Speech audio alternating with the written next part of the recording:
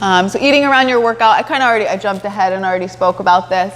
But again, protein and carbs beforehand, protein and carbs afterwards. You see most people in the gym doing a protein shake after their workout because it's the easiest thing, and most people don't feel like running out to the fridge and getting their chicken and sweet potato. So it doesn't matter whether you do a shake or actually eat food, but you want to get something in that 20-minute window following your workout. You want to make sure you're getting a nice pairing of protein and carbohydrates. So my go-to would be a protein shake and applesauce or a piece of fruit, okay? You can also just do a protein powder and coconut water. That's going to be a great time to have coconut water if that's something that you like.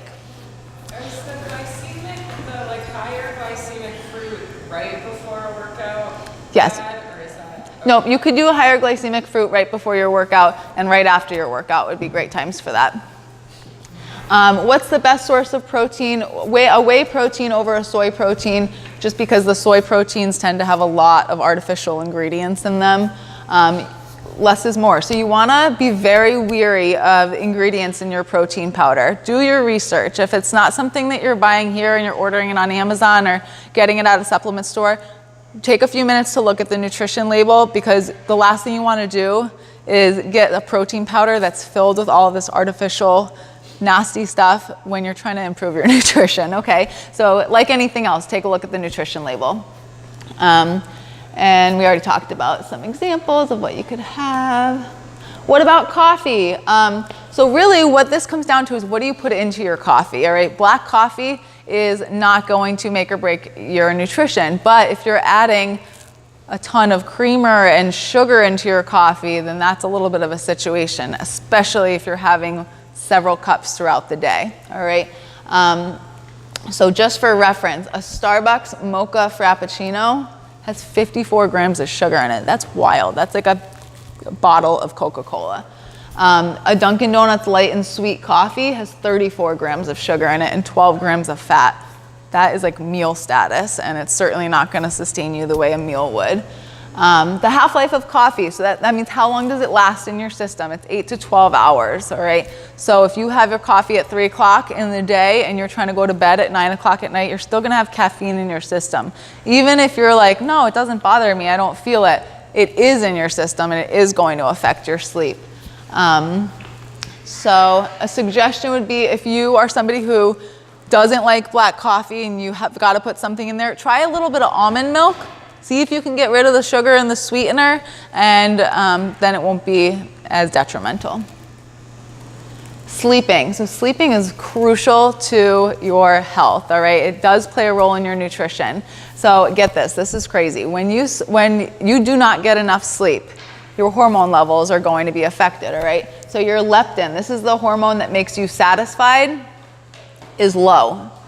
Your ghrelin, which is the hormone that makes you hungry, ends up being high, and then your cortisol level is higher. Cortisol is your stress hormone, okay? So let's say I went to bed late, I only got 5 hours of sleep. Now my leptin is low, so I'm not gonna be satisfied after my meals. I'm gonna eat my same breakfast, but I'm gonna be like, I don't feel satisfied. My ghrelin's gonna be high, I'm gonna be hungrier, and I have a higher stress response in my body. So what's gonna happen? I'll tell you what, no fat burning is gonna happen because my body is under stress, all right? Start by just trying to add 15 more minutes of sleep on. Maybe it means you're not watching a TV show at night, or you switch to reading. It doesn't have to be drastic, but any increase is going to be helpful, okay? Review of the tracking sheet. So go ahead and take a look at the tracking sheet in your folder. So this is what you guys are going to submit each week. This is going to be due on Sundays, Sunday evenings, most likely. You guys will take a picture of it and send it to me via private message in the app. So we're just gonna go through what all this is about. So meal plan, you get 3 points for the meal plan. This just means that you ate 3 meals and 2 snacks a day that are modeled very closely to what is in the meal plans. You don't have to follow the meal plan exactly again, all right? So I'm not gonna be, checking all of your meals and making sure you're being honest about these points. You just want to use the honor system here. If you feel like you followed the meal plan pretty closely, go ahead and give yourself the 3 points, okay?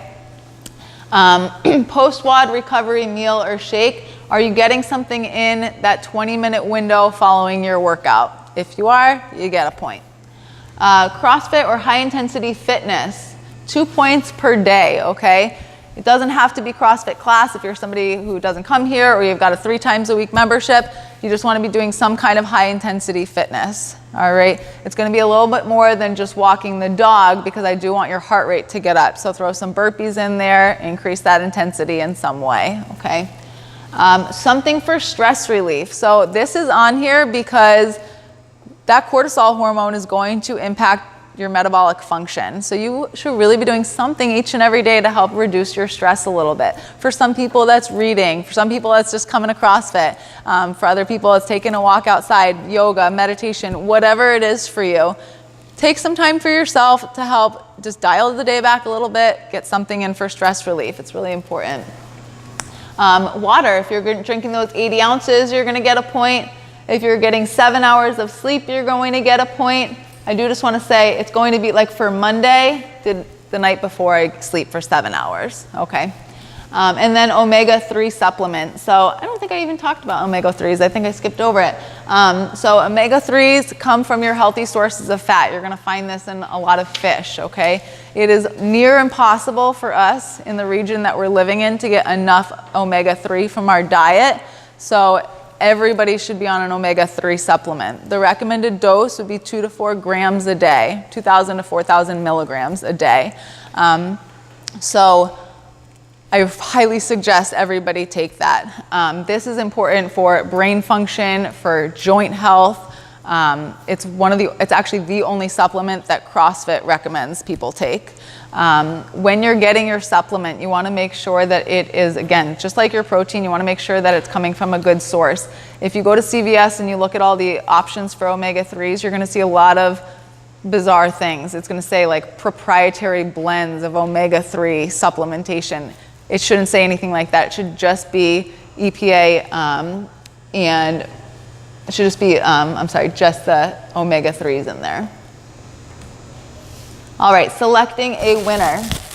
So the winner of the challenge is based on both participation in the challenge and the change in your overall body composition over the next 4 weeks, okay? So it's not just pounds lost because obviously if you're 500 pounds, you're gonna have a lot more pounds that can be lost than if you're 130 pounds. So we look at overall body composition using the InBody scans.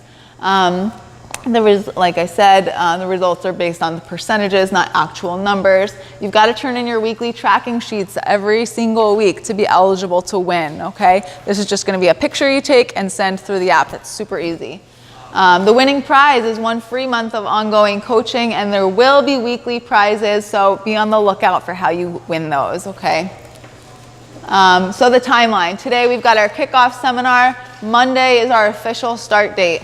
Kettlebell Kitchen is going to be at the gym on Monday morning with a table of samples, menus, things like that. Kettlebell Kitchen, if you're not familiar with it, is a really great tool for people who don't love meal prep or just need some additional things for backup over the course of the week. It's a meal delivery system.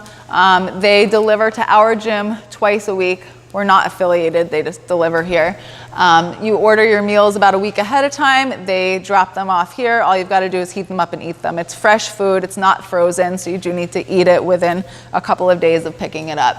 Anywho, so they're coming so that you guys can get a sample of what they have on the menu. They are going to be here Monday morning for the early morning classes, and they're going to come back in a couple of weeks. Every Sunday, the weekly trackers are due. Again, this will just be a photo via the private message in the app. Sunday, February 3rd. This is our midpoint accountability check-in. You're gonna get bonus points for this, so definitely come. It's gonna be potluck style, so I'm gonna encourage you guys to make and bring something that you are using regularly throughout the course of the challenge. I'm telling you, you're gonna find what your go-tos are in terms of meal prep. So bring it so you can share it with people and everybody can kind of see what's working for other people. There will be an opportunity to ask questions, talk about things that are going well, talk about challenges, and try and troubleshoot whatever you might be struggling with. Kettlebell Kitchen will be here that day. I had intended for him to be here today, but he couldn't make it. Again, with some samples and things like that. Last day of the challenge is February 17th, and the repeat biometrics will be that week between the 17th and the 23rd. So there will be sign up available through Acuity by the time we meet again for the midpoint check-in.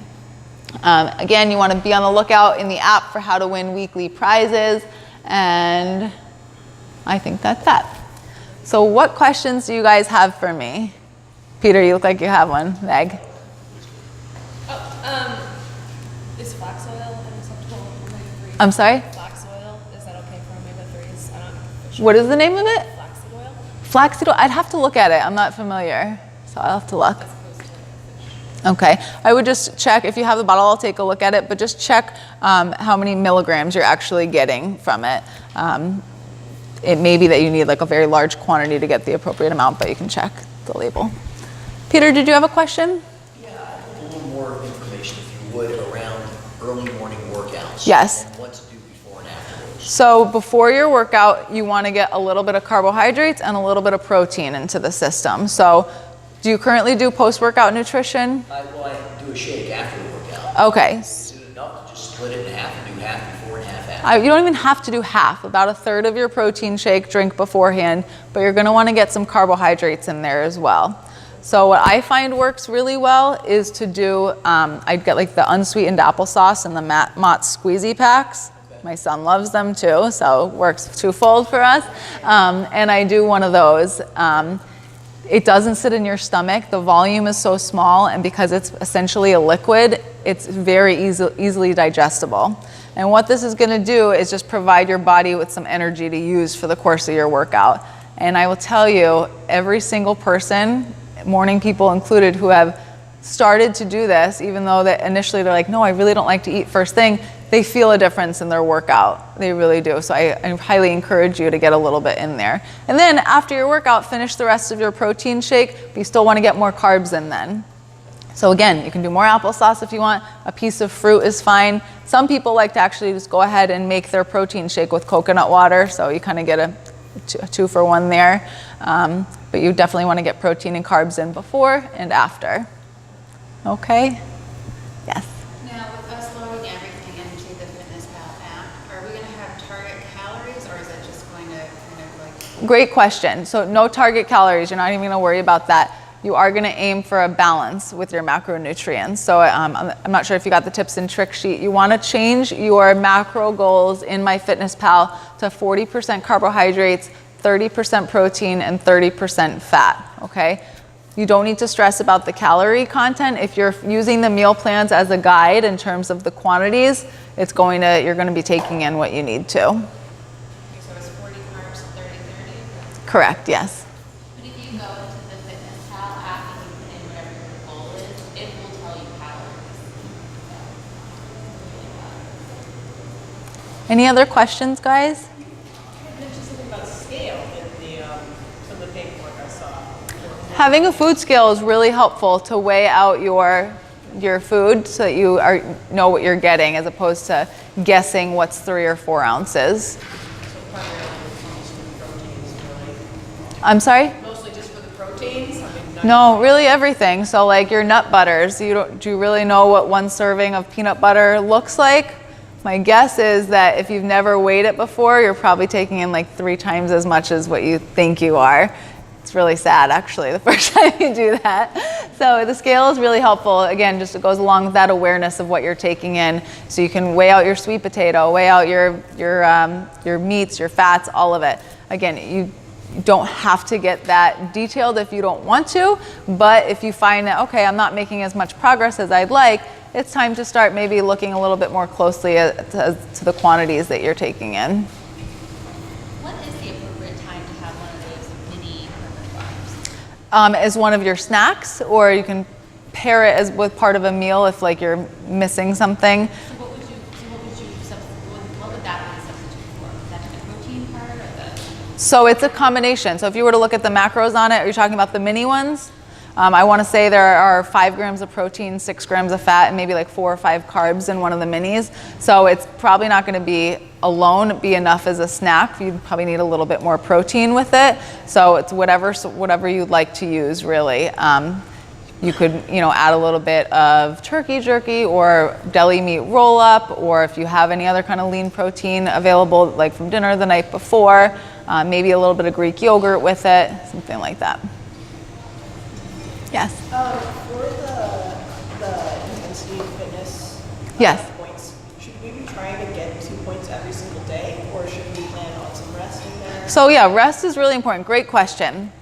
You do not need to work out 7 days a week, okay? Your body definitely needs recovery. I think the CrossFit prescription is generally to work out for 4 days, take a rest day, and then get back on the train. So you definitely want to allow your body the opportunity for rest and recovery. I do encourage you to mobilize on the days that you're not working out. I think we're probably all faulty for not getting enough of that in, but you do want to get a rest day in there. Yes, Peter? What's your perspective on pre-workouts and BCAAs? So I think that, branched chain amino acids, you're going to get them from your sources of protein, right? Is it a necessity?